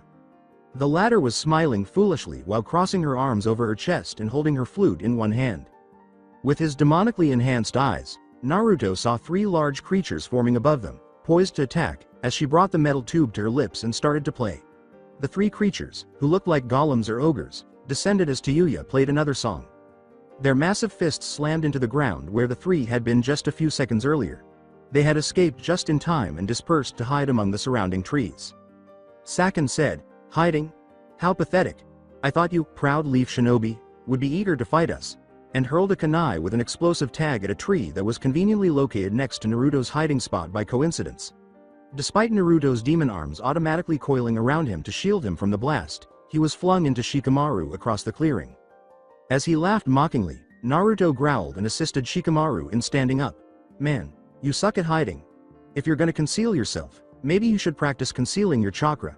I could feel it from a mile away," he said. Naruto was furious, but he knew he was correct. He was never good at hiding. He would rather fight directly than lurk in the shadows. Shikamaru grabbed his shoulder and pointed up just as he was about to attack. It turned out that Saken's twin, Yukon, had split up and was quickly jumping out of the fight, leaving his brother and teammate to face the Leaf Ninja. "Cool it. Look. Sasuke's getting away." Naruto nodded and departed after Yukon, leaving Shikamaru and Neji to prepare for combat with the two surviving Sound 4 members. "You go after him, we'll take care of everything here," Naruto said. Saken threw another explosive kunai at Naruto, saying, "Oh, you think we'll let you get away with something like that?" Neji leapt to his feet and blocked it with his katen, sending it back at Saken. One of the Doki demons jumped into the path of the kunai, protecting them from the blast, as Tayuya played a few brief notes on her flute. Shikamaru muttered as he dropped into his meditation position behind a tree, "Damn. We need a new plan." He felt very sleepy all of a sudden. Tayuya, however, was not playing her flute. Behind him, he sensed another kunai coming, but Neji was too preoccupied with the Doki demons to block it. As he prepared for the impact, he allowed this ravenous drowsiness to overcome him and cause him to pass out. However, the kunai failed to strike. He attempted to open his eyes but was unable to do so because they appeared to be closed by some force. But he was able to move, so he got up and touched his eyes. He was unhurt, as though the kunai had never hit at all, but they were closed. He was able to sense the chakra of the other three ninja, who were also motionless, as well as the chakra in the explosive tag in front of the tree. He leapt up to them without opening his eyes and attempted to use a trench knife to attack Tayuya, who was the closest of them. She screamed, "What the fuck?" as a huge gash appeared on her chest from what appeared to be an invisible blade. After a desperate search, she found no attacker and called her Doki to defend her anyway, leaving Saken defenseless against Neji. Shikamaru had the option to chuckle. He could feel her Doki slowly making her way to her spot, and attacking her was so pitifully simple that he could have already killed her. However, he had a desire to prolong this conflict, to inflict pain on this girl. He repeatedly sliced the girl with his knives, leaving gashes on her skin but no blood seeping from the wound. He slashed each of their throats in turn as her Doki finally surrounded her, and then they slowly vanished in smoke clouds. Tayuya felt frightened. In addition to being covered in her own blood and unable to sustain herself, this enigmatic assassin, whose speed was equal to time itself, had destroyed all of her Doki in less than a second. There was only one thing she could do.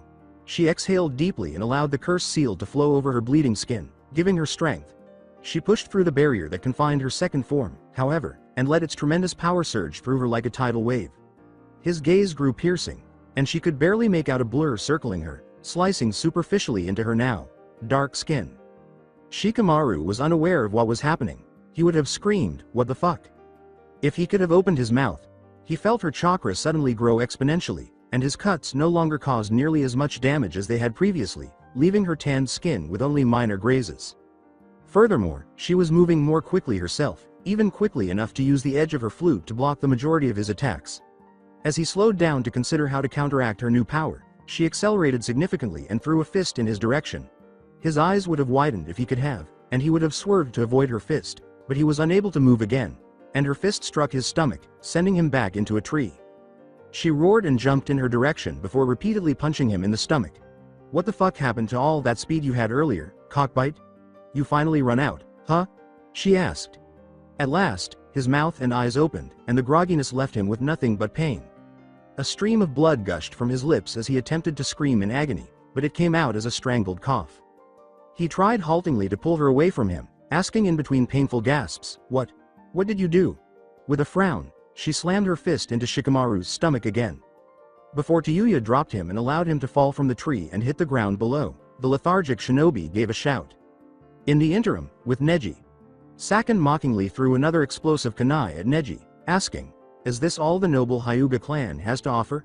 Deflecting the kunai into the forest, The Hyuga swiftly executed his Kaiden once more. Neji, however, collapsed to his knees and started to breathe heavily as the chakra sphere dissipated. Even his basic Juken techniques were failing him, and his chakra was running low. As he knelt on the forest floor, panting, Neji thought, damn. This guy wouldn't cause Naruto any problems. What is different, then? Why am I unable to defeat him? Why am I unable to harm him at all? He recalled Naruto complimenting him during their match in the Chunin exam finals, saying, "You earned my respect, Neji." The rest of your clan, however, has a long way to go. When he saw Saken walking toward him while spinning a kunai on his finger, he didn't even bother to look up. How did I gain his respect in a different way? I didn't even do much damage, so I didn't win. So why should he respect me? He brought the kunai down toward Neji's neck and said, "Hey, guess you're out of luck. Leaf.nin. You should have known better than to come after us." To his astonishment, however, a hand reached up to clasp his wrist. "What? Haven't you given up yet? I told you already, there's nothing you can do to save Sasuke." Saken turned to face Neji as he muttered, "I know now." He smirked and said, "Huh? Know what? What could you have just realized that could help you?" However, as the pressure on his wrist increased, he swore he heard a crack, and his smirk disappeared. Neji looked up with a dark grin on his face and a flash of yellow in his normally pale eyes. "I know why I'm better than the rest of my clan. It was because he saw that I can change. And that I was actually able to hit him." Neji grabbed Saken by the wrist, drawing the sliver-haired boy closer as his other hand reached up and digging into his chest with a full-fledged fist rather than a palm strike. Saken was flung back into a tree by the sheer force of the impact, which was astounding. Pulling himself from the tree, Saken yelled, "Damn you! How dare you touch me, filthy leaf.nin!" and hurled another explosive kunai at his opponent, who raised his arms in an apparent attempt to block. Knowing that he would perish if he attempted to block an explosive kunai with his exposed skin, Saken smiled. And he wasn't let down because a few seconds later, a huge explosion engulfed the clearing and Neji, engulfing the area in a roaring fire. But when the smoke and flames dissipated and Neji was seen unharmed, his smile turned into one of shock and rage. A pair of large shields were strapped to his arms, but they could also be used as makeshift axes mounted on his arms because their edges had been sharpened into blades. An image of a skeletal warrior on a golden chariot pulled by a pair of black and white horses was carved into the faces of the shields. Neji said in a more elegant and aristocratic tone, "How dare I touch you?" He jumped toward his opponent and swung one of the circular shields, shouting, "You try to abduct one of our own, and you expect us not to retaliate? You are a fool, and you will pay dearly for your transgression. For we Konoha shinobi are proud of our fellows, and will protect them with our lives, as will I." Saken rolled away from the blow after making a last-second dodge. However, Neji's arm kept moving in the same direction and horizontally split the tree Saken was standing in front of in two, sending the top half crashing to the ground with a loud clatter. Saken found himself preparing for another attack, thinking, "Damn, good thing that didn't hit me, I'd be a goner. Shit, most of my attacks involve Yukon, but I can't perform them since he ran off with Sasuke, and that blonde guy went after him. What do I do? Unless... Have you already admitted defeat?" When Neji noticed that Saken had stopped moving and was standing on a branch grinning, he said, "Good, that means I won't have to strain myself too much. What is so amusing, Otto.nin? The amusing thing is that you still believe you will prevail." Neji appeared unimpressed, though, and merely raised both of his shields, holding them close together as tiny sparks of electricity started to fly between them. "I said," he said, as the curse seal started to move across his face, giving him power. Prideful arts. Tearing moon. Komanana Geijutsu, Namida Tasuki. Neji cried out as the sparks came together to form a single, full moon-like orb of pulsing electricity between the two shields. Neji withdrew his arms, separating the two shields, and hurled the energy sphere at his opponent, who was still getting used to the power his curse seal had given him and could not protect himself from the powerful lightning attack. His senses were immediately overwhelmed by the sensation of every cell in his body attempting to rip itself apart, with burns and gashes appearing on his skin as his skin ripped apart and was scorched by the intense electricity pulsing through his system. "Gosh darn you. I'm saying it again. Damn you," Saken roared, activating his second stage in fury. Neji's eyes widened slightly, seeing his foe's wounds seal up and his skin turn a deep red, while a long horn sprouted from his brow. "I will kill you, I will kill you. Shikamaru is back." As Shikamaru lay on the forest floor, almost unconscious, he thought, "Damn it. Was I supposed to lose here?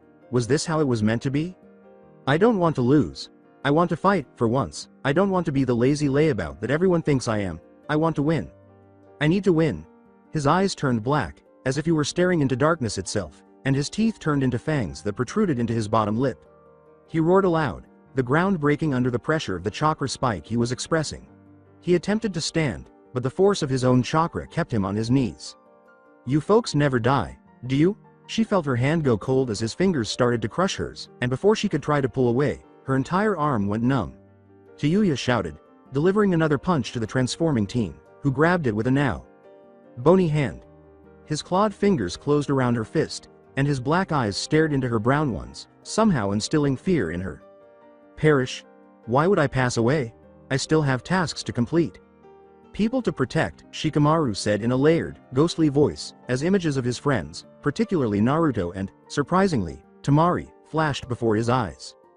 He smiled at this, which only made his features seem more sinister, and then he slammed his fist into Tayuya's stomach, throwing her backward onto the dirt. She coughed up a few drops of blood before trying to crawl away from the approaching Nara, but she struggled because she was unable to move her arm at all, and her stomach and arm had lost all feeling. You fucking freak! Get out of my way! In a weak attempt to defend herself, she screamed and held a kunai in front of her with her good arm. Shikamaru laughed a little but kept approaching her slowly, like a predator. However, I'm merely repaying you because you attacked me first, and now you perish. In an attempt to kill her, he yelled and thrust down with one of his trench knives. However, as the knife was about to slit her, a loud shout and an exceptionally powerful gust of wind reverberated throughout the forest. Dai Kamaitachi, Futon. As the tornado force winds threw Tayuya from her spot on the ground into a tree, just before it too fell to the powerful technique and was lost under so much firewood, the voice yelled as the gale sliced through the forest, slicing through trees regardless of the thick wood that made up their trunk. Shikamaru was able to avoid being blown away long enough to escape the attack's range before the technique ended and its user appeared. Temari, why in the world are you here? As he absorbed the scene of the Suna.nin landing on a tree branch in front of him, Shikamaru asked, his voice and appearance returning to normal. Alongside Neji. You piece of shish. Don't move. Sakin roared and threw a red-skinned fist at Neji, who blocked with his right shield. Sakin was shocked when an electric current passed through the shield's metal and into his fist. Neji took advantage of Sakin's brief freeze while nursing his hand to swing his arm, slamming the shield into Sakin's face and flinging him back. However, instead of landing on the ground or in a tree as Neji had anticipated, Sakin ended up inside a large wooden coffin with arms, legs, and a head that closed around him. All right. Neji, I have to admit that I didn't anticipate being of assistance to you. Neji scoffed and turned slightly, his shields disappearing in a flash of lightning as he crossed his arms. I'd expected to have to help the dog boy, since he looks like the least intelligent ninja in your village, said Konkuro, Suna's puppet master, in a calm, amused voice. Konkuro, I didn't need your assistance. I had him on the ropes, he said, turning away from his ally, who then ordered Karasu to kill Sakin with a quick motion of his hand. Before the scream ended and the forest fell silent, Konkuro rolled his eyes and approached Neji, putting a hand on his shoulder. Don't get your underwear tangled, please. The proud Hyuga heard him say, we have to go meet up with Temari and Gaara and find your friends. Neji shook off his hand and fled to the trees, his ally trailing behind. Are you aware of what happened to Choji and Shino? Without looking at Konkuro, he asked. On the way here, we noticed indications of a major battle, but I didn't see them. It appeared that your friends were winning. Neji smiled and accelerated. We shouldn't be late, then. Waiting for the winner would be impolite. Alongside Naruto. Return here. They ran into a large field without trees, with one path leading off to the Valley of the End, a landmark in Konoha's Historia, the ancient battleground of Hashirama Senju and Madara Uchiha. Naruto yelled, chasing after Yukon, who had been avoiding capture the entire time. The silver-haired boy was starting to cause trouble because he was faster and more agile than his brother, who was the brawn of the two. Even though he was faster and more nimble than his brother, they were still connected, so when one of them got tired, the two of them did. He had sensed his brother's rapid exhaustion during his battle, when his cursed seal had activated, and when his twin had passed away. As a result, he was growing weaker by the minute and simply couldn't continue this crazy chase for much longer. He stopped, still carrying Sasuke's coffin, which was beginning to leak a thick purple smoke, and turned to face Naruto with a frown. So, you've given up at last. The sound.nin put the coffin behind him and stood defenseless in front of Naruto, who was panting heavily and asking, I'm not built for speed, but for raw power. He drew pestilence and span it on his finger, waiting for Yukon to do something. Yes. My comrades have died, my brother has died, and I am dying alone. Unfortunately, though, it's too late. Sasuke is going to kill you when he awakens. I want to be honest with you because you seem like a good person. What? Perplexed by Yukon's statement, Naruto inquired, what do you mean, the truth? I had no intention of helping Orochimaru. Actually, I wanted to avoid that man as much as possible, but I was unable to leave my brother because he was power hungry. I secretly hated my leader, but I went along with it anyway. I want to help you because I want Orochimaru dead just as much as you do. Here. It's the same pill we gave Sasuke, Yukon said, flinging a tiny brown pill from his fingertips. You should be able to face Sasuke because I can tell that you have powers that will allow you to avoid death. Kill me, please. No, if you share my hatred of Orochimaru, why should I kill you? Before he could finish speaking, the top of the coffin exploded, allowing Sasuke to leap out. Naruto accidentally impaled Yukon through the heart with a demon arm that he had thrown forward, but Yukon did not cry out in agony. Instead, he merely grinned and collapsed to the ground as Naruto jumped after Sasuke. Alongside Shino. Shino was struggling. Not too little trouble, like a mosquito bite, but not too much trouble, like he was going to die. It was almost a routine, with little variation, about as much as the limitations on their abilities. Kidomaru was arrogant enough to think that his arrows were enough to kill anyone, and Shino had only recently gained his new power, so he had not had time to train with Ida, but just the right amount of trouble for your average battle against a demonically enhanced ninja with 6 arms and an endless supply of arrows. Shino would swarm him with tiny blue flies with big red eyes, then Kidomaru would use a wave of chakra to force them off, and then he would fire an arrow at him, which he would block with Beelzebub's staff, and the cycle would repeat. How long do you anticipate this to go on? The awkward silence that surrounded their never-ending battle was broken by Shino's question. Who knows? Could go on forever. Kidomaru shot another arrow, but it was deflected once more. Hopefully not. I have tasks to complete. You're not the only one. Astonishing blitz. The Akamichi smiled and approached Shino, saying sheepishly, I'd high 5 you, but I'm afraid of the consequences. He pointed to the mouths on his palms. A green beam shit through the clearing, tossing Kidomaru to the side and turning the dirt below to glass. Shino turned to see Choji, unharmed, smoking his hand. It appears that Naruto gave me power, but I'm not the only one. Shino grinned and said, good, this was starting to get boring. Kidomaru emerged from the hole the flash had made in the trees, his skin burned and bruised, smoke rising from his body. You're not telling the truth. Jirubu was defeated by that fatso? Kidomaru yelled, and Shino tensed up. What? Confused, he asked. You. That was probably not the right thing to say. Shino turned to his friend and said, are you ready, Choji? Yes, without a doubt. Let's defeat this man. His palm started to glow lime green as he shouted enthusiastically. Shino grinned once more and raised his staff, pointing it at Kidomaru with red, glowed eyes.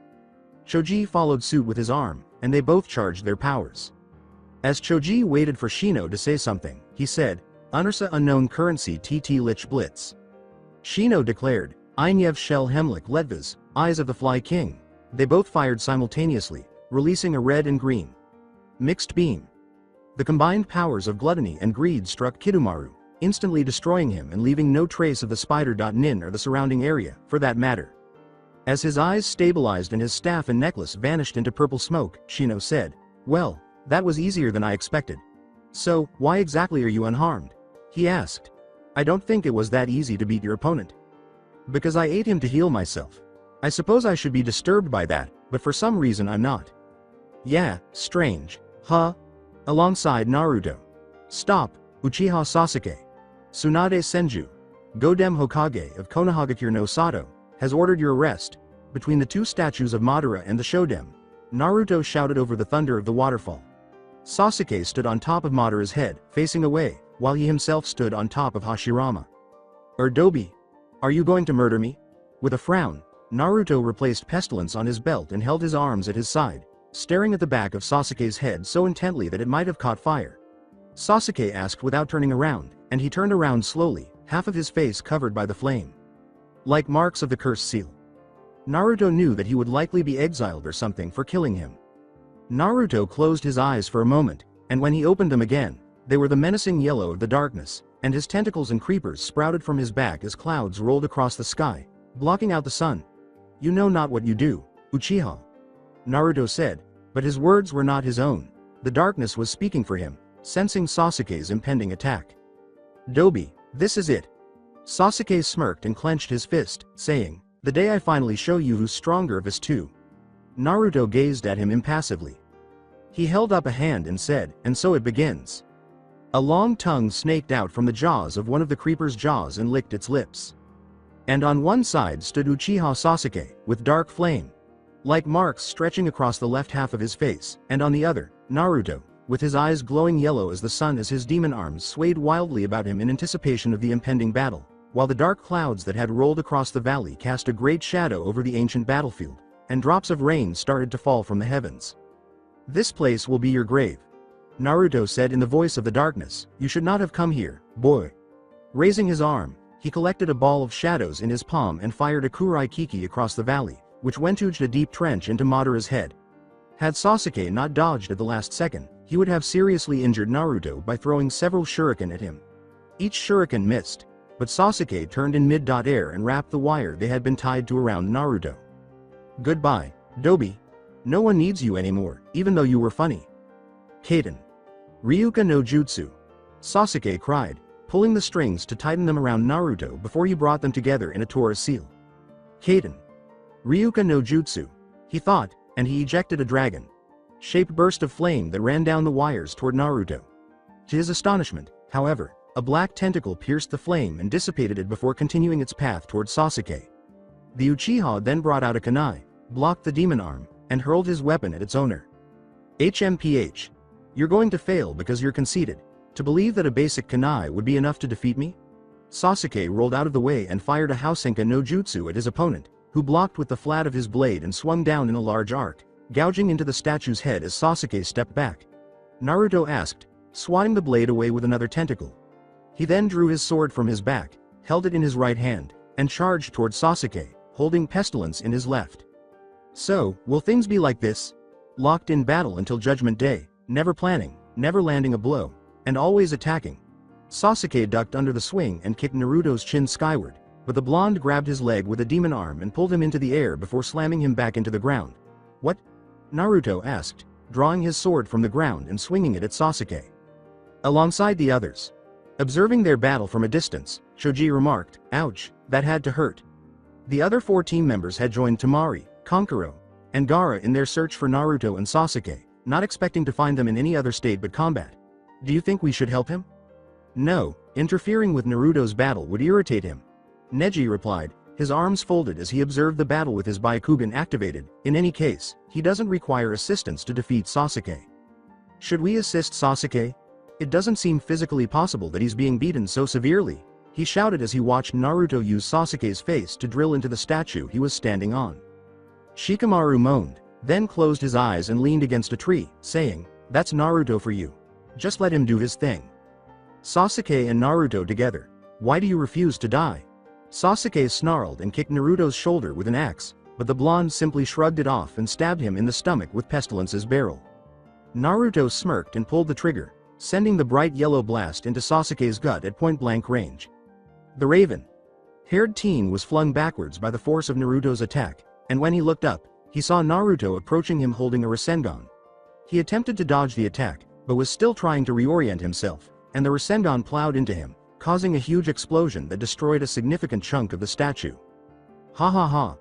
Sasuke leapt down the cliff and landed on top of the lake, charging up a Chidori as Naruto closed the distance between them. After finishing the Chidori, Sasuke raised his lightning-clad right arm into the air and forced it against Naruto's blade, the 2 powerful forces trapped in a deadlock. Naruto roared, a flicker of crimson in his eyes as he leapt toward his opponent, sword in hand. "No," Sasuke said, as his Chidori failed and exploded in his hand, sending him to the shore and into a pile of rocks. "You're the loser. You ought to be beneath me. A Uchiha is superior to everyone." With the curse seal draped across his face, Sasuke screamed, "So why are we fighting here on equal footing?" Then, Naruto took an unexpected action. "What's so funny, Dobi?"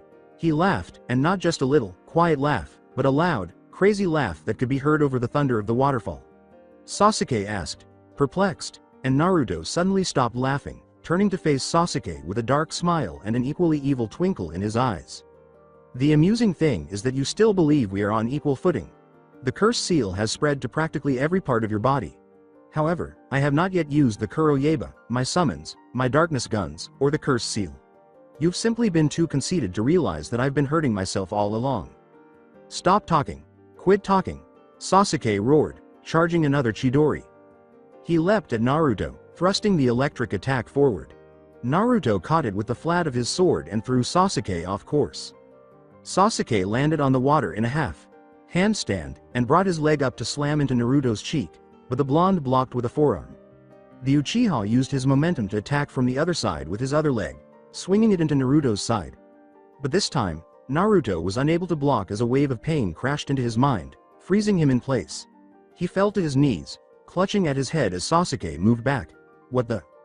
Rend. Slaughter. Now devour him. This weakness will not be tolerated by me. Another wave of pain swept through Naruto's body as the darkness roared demonically from inside his head. Stop. Sasuke felt a sense of danger and death emanating from Naruto's form, so he took a step back, holding a kunai in front of him, giving him a false sense of security. Up. Naruto grunted aloud, rising to his feet again as black veins started to appear across the skin of his neck. Black chakra started to rotate around his feet, and the water beneath him started to bubble and boil. Jay. What are you doing? Sasuke yelled and hurled his kunai at Naruto, but before it could reach the blonde, it vanished before his eyes, which widened. Naruto looked up at him, smiling, his yellow eyes holding the same spiked wheel that comprised his cursed seal.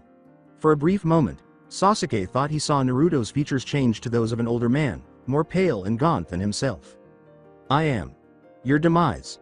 Naruto growled, the black veins that ran across the skin of his neck now covering a large proportion of his face. He raised an arm, and black tentacles shot up from the water beneath them and tried to pull Sasuke down into the depths, but a Gukakyu no Jutsu quickly reduced them to naught but ashes. Why do you run from death? Because I am unable to die, never, ever now, until Itachi is dead at my feet, that is. The fireball devoured Naruto, and Sasuke smirked as he watched the flames extinguish as his opponent swatted them away with the back of his hand. The raven-haired Uchiha shouted, aiming another fireball at his opponent.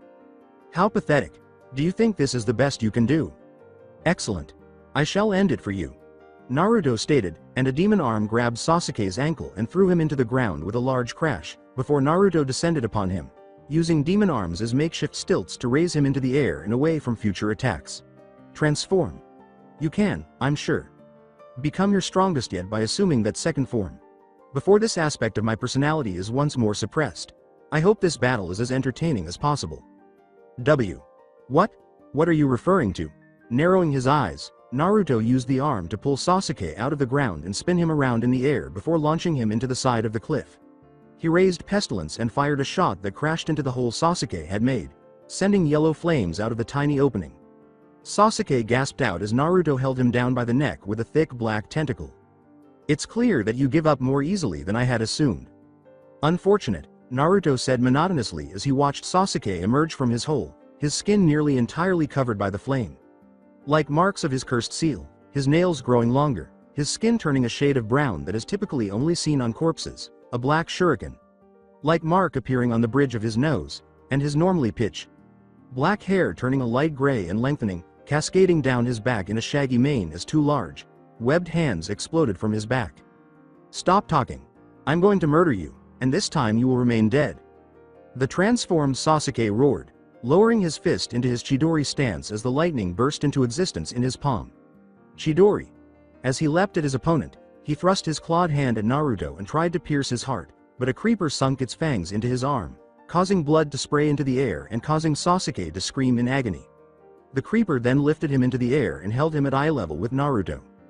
Still partially controlled by the darkness and his curse seal, Naruto droned monotonously, somewhat impressive. He pulled down his collar to display his own curse seal, spinning quickly, and said, "But anything you can do, I can do better." As he spoke, the wheels started to spin faster, until they were little more than blurs, before reaching across his skin and covering it with a dark green substance that hardened to form a strange armor. A silver plate covered the lower half of his face, with an image of a skull's jaw engraved on it, and his fingers were covered in the same silvery armor, which sharpened into claws. You made it there as well. Without responding, Naruto threw Sasuke to the ground, where he followed and proceeded to repeatedly pound his face in with his armored fist, his entire body encircled by a faint black outline as he unconsciously spilled out wave after wave of the darkness power.